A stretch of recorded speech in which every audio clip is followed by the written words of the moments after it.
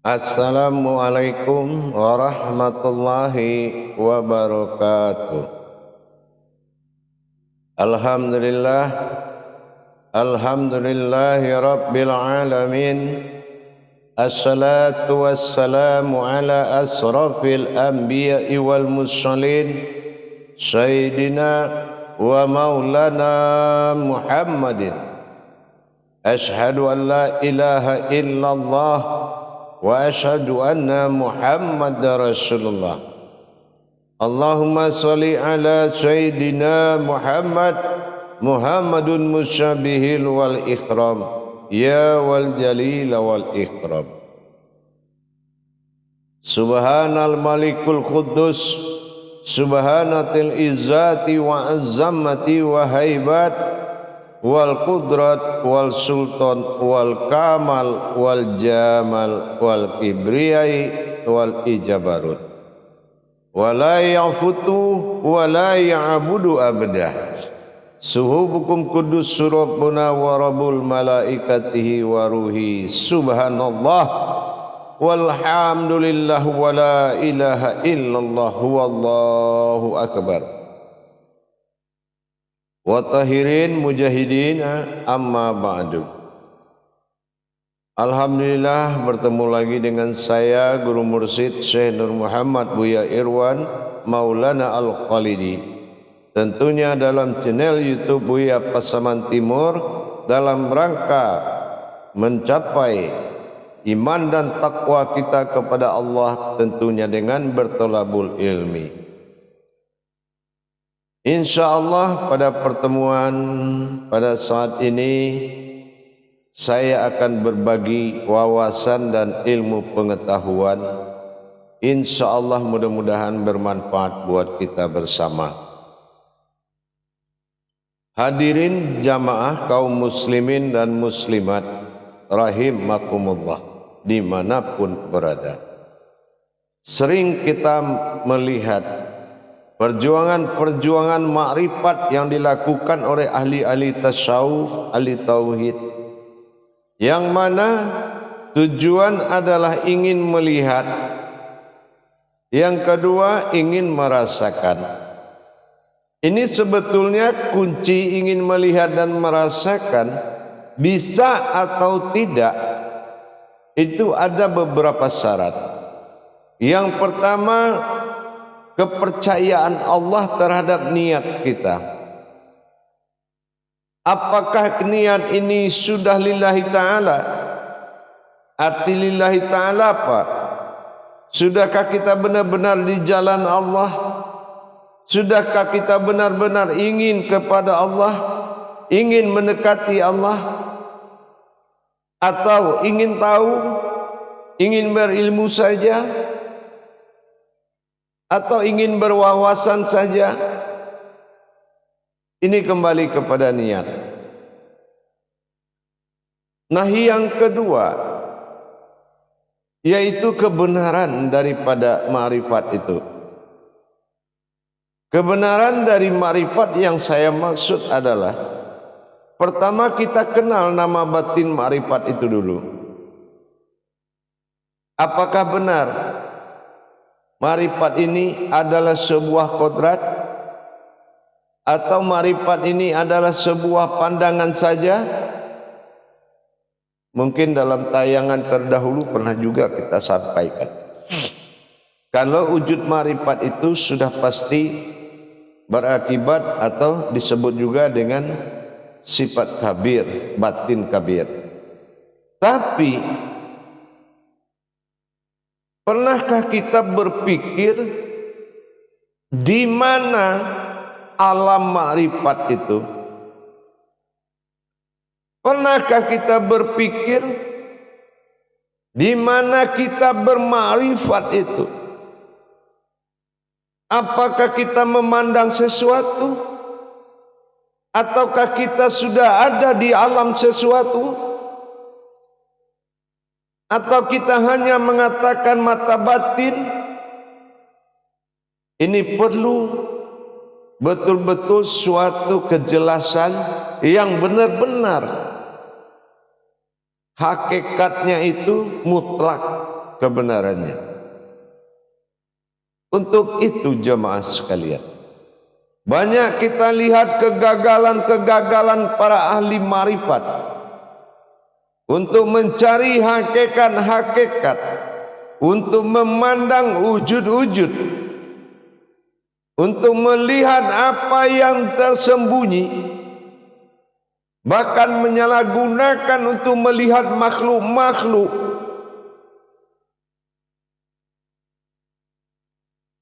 Inilah yang kita mengetahui tanpa kodrat.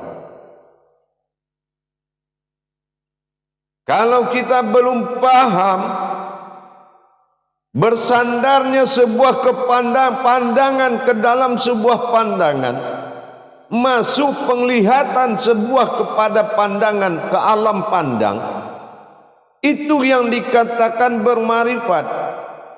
Masuknya penglihatan ke alam pandangan. Nah, mana alam pandangan tadi?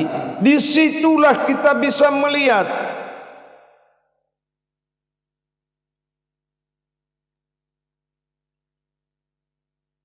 Maka dikatakan marifat itu maknanya dua. Pertama ada marifah. Marifah itu mengenal. Yang kedua ada dikatakan marifat. Marifat itu nama makom, nama sebuah wujud yang dikatakan batinnya itu kabir, dan itu adalah wujud yang melihat. Di atas marifat ini ada dua hayat, dua kodrat, yang mana kodrat yang ada pada diri manusia itu disebut dengan kalam-kalam yang dikatakan dengan linurli. Ini kodrat marifat yang ada di diri manusia disebut linurli, atau dikatakan dengan nuri. Mana kodrat nuri itu? Nah, yang kedua dikatakan dengan nurmain. Nah, ini jadi kita melihat sesuatu yang melihat. Kalau nurmain melihat, maka linuri tadi dia akan melihat apa yang dilihat oleh nurmain. Nah, di alam mana dikatakan alam marifat? Ini yang dikatakan alam asro. Alam asro itu adalah alam marifat. Apa kodrat alam asro ini? Mana linuri itu? Linuri itu adalah nurul alal nuri, artinya ada cahaya di dalam cahaya, atau ada hayat di dalam hayat. Mana dia? Inilah seperti bola mata kita yang hitam ini, itu dinamakan nuri, nur ala nuri. Jadi linuri, bola mata hitam itu dinamakan dengan linuri. Dan mana alam tempat kita melihat itu asro. Mana yang dikatakan asro? Gelap, warnanya hitam. Jadi kalau kita menutup mata itu hitam semua. Nah, berarti kita sudah di alam asra. Tinggal lagi linuri menatap kepada nurmain. Nurmain ini yang melihat apa yang akan kita tuju. Itu yang dikatakan nurul alal nurin. Nurulnya nurmain, nurilnya adalah mata batin marifat. Jadi nuril inilah yang akan melihat nurmain di alam asra. Makanya kalau kita melihat menutup mata itu namanya asra. Asra itu kalau dalam Al-Quran Isra. Isra itu diperjalankan di malam hari, seperti apa yang dikatakan oleh Al-Isra ayat 1.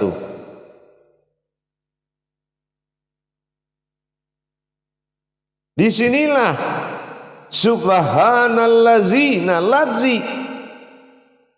Disinilah yang dengan kesucian Allah.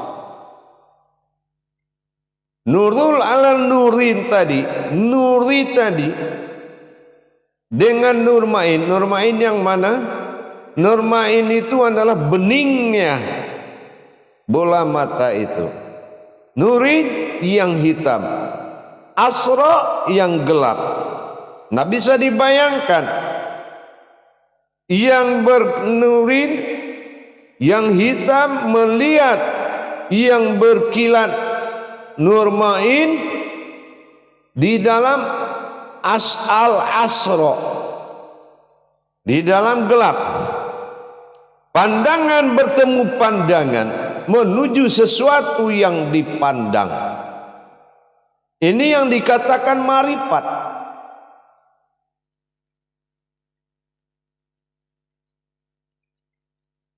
Memandang yang melihat dalam sesuatu yang alam pandang. Alam pandang adalah alam asra. Nurin adalah sifat marifat, memandang kepada yang memandang, melihat, memandang sesuatu yang melihat, itu namanya dikatakan dengan nuru alal nurin, artinya nuri memandang nurmain untuk melihat apa yang kita tuju. Ini yang dikatakan bahwasanya memandang di alam pandang, melihat pada sesuatu yang memandang. Kita memandang sesuatu yang melihat di alam pandang. Ini yang dikatakan alam asra, nurin melihat nurmain, itu yang dikatakan ma'rifat.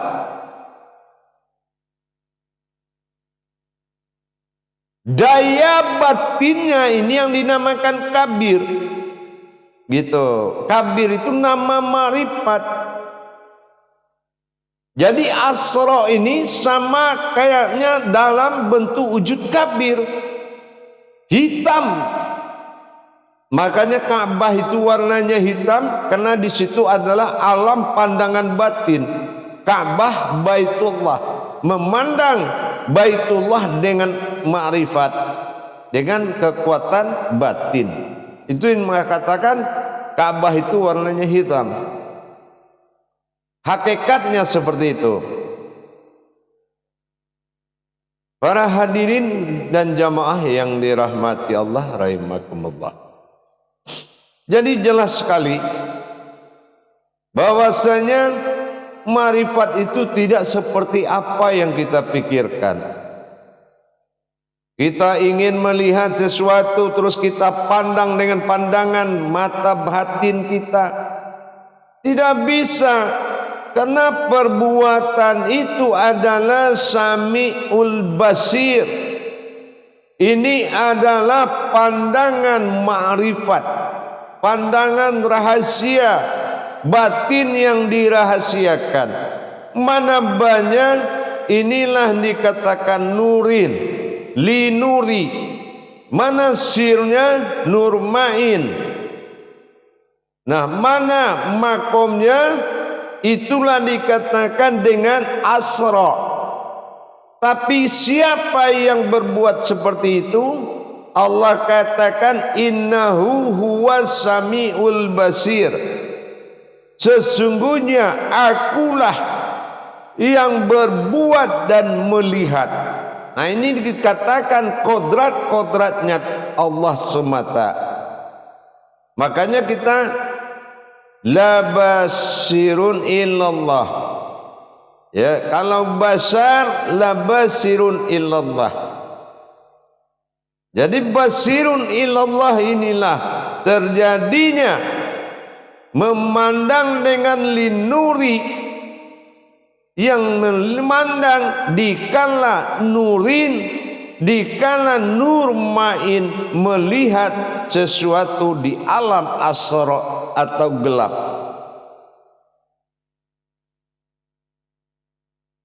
Nah, ini harus selalu dilatih dalam melaksanakan perintah pekerjaan marifat. Perintah-perintah marifat yang dipelajari tapi dirikan alam marifat dan pandangan marifat menuju sesuatu yang melihat. Jadi pandangan beradu dengan penglihatan di alam penglihatan. Inilah alam asra, yang mana Nurin melihat Nurmain melihat sesuatu. Nah, ini yang dikatakan pandangan batin atau ma'rifat, atau dikatakan sami'ul basir.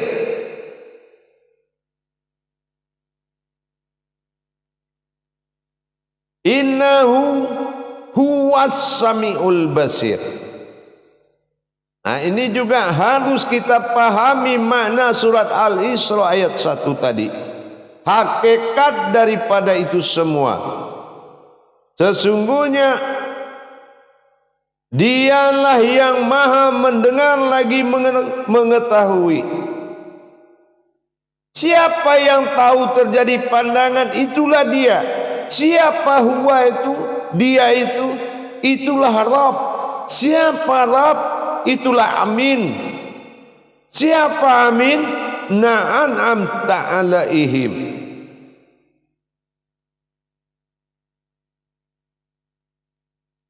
Jamaah yang dirahmati Allah rahimakumullah. Jadi kalau kita mengatakan di mana datangnya qudrat tersebut, Allah katakan di situ bahwasanya minal masjidil haram illal masjidil aqsa. Aqsanya mana? Aqsal lazi barakna hawallahu linuriyahu. Nah gitu ya. Masjidil Haram inilah makom yang dikatakan makom sir di dalam kalbi menuju Aqsa, yaitu wujud yang nyata ini. Jadi pandangan itu datang dari kalbi menuju Aqsa, pandangan basir, untuk mendapatkan tajalinya hijrah ke dalam pandangan alam asra tadi. Naik dari kalbi masuk menuju Nurmain, dia menuju Linuri ada di dalam alam Aqsa, dan yang berbuat hanya dia yang bisa, yaitu siratal ladzina an'amta alaihim. Inilah kodrat daripada Allah yang disebut kodrat sifat diri bagi Allah subhanahu wa ta'ala. Itu hakikat daripada surah Al-Isra ayat 1. Jangan nanti kita hanya berpikir mengaji Isra Mi'raj, mengenang perjalanan Rasulullah dari Masjidil Haram ke Masjidil Aqsa. Ini itu keituan jadi ulang tiap tahun. Rasulullah itu bukan pahlawan nasional. Rasulullah itu bukan pahlawan manusia, tapi Rasulullah itu adalah contoh jejak-jejak dia yang harus diikuti. Kemana lanjutan Isra dan Mi'raj itu? Kemana makna Isra dan kemana mana Mi'raj? Kalau dohirnya kita dari rumah mau ke masjid dengan Allah, itu namanya Isra. Sampai di masjid, dari masjid menuju Allah, itu namanya Mi'raj. Itu dohirnya. Tapi secara batinnya, hakikatnya, itulah perjalanan basir tadi. Dengan munculnya linuri, menatap Nurmain di dalam alam asra tadi, menuju sesuatu yang ingin dilihat oleh Nurmain, disaksikan oleh linuri atau sami'ul basir. Jadi itu yang dikatakan makna bola hitam mata dengan titik yang bening di dalam mata ini, nurmain tadi.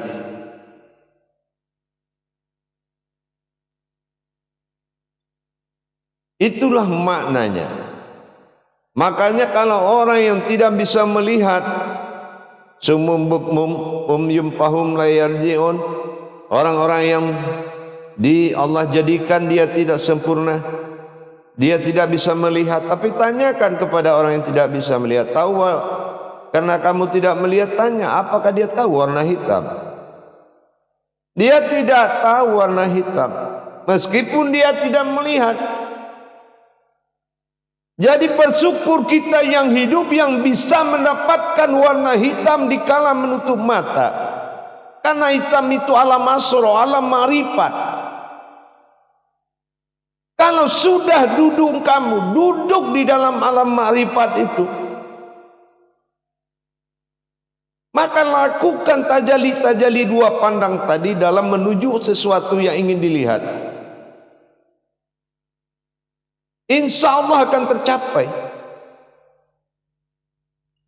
Tapi kalau tidak bisa, bagaimana mentajalikan marifat dalam menuju satu wujud,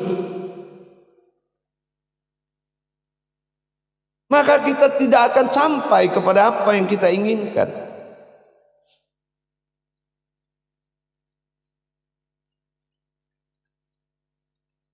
Jadi begitu para jemaah sekalian. Jadi kalau kita sudah bisa mendirikan makom marifat tadi, insya Allah apapun yang akan kita lihat dalam amalan kita, apalagi kita dalam proses belajar dalam pencarian tarikatul ilallah, dalam pemaham tasawuf dan tauhid, insya Allah itu akan memberikan satu kemudahan. Kenapa? Di situ ada yang melihat, ada yang memandang sesuatu yang melihat, yang berada di alam pandang, alam ma'rifat asar. Insya Allah,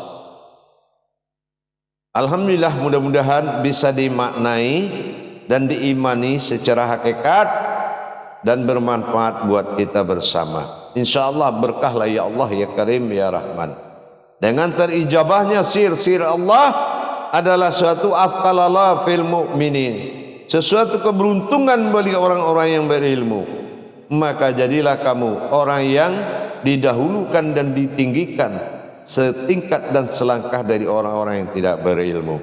Barakallahu ya Karim ya Rahman ya Rahim. Nasihat saya, sesungguhnya menuntut ilmu adalah menuntut diri sendiri. Bagaimana diri ini menjadi kodratnya ilmu Allah subhanahu wa ta'ala. Akhirul kalam, wabillahi taufiq wal hidayah. Assalamualaikum warahmatullahi wabarakatuh.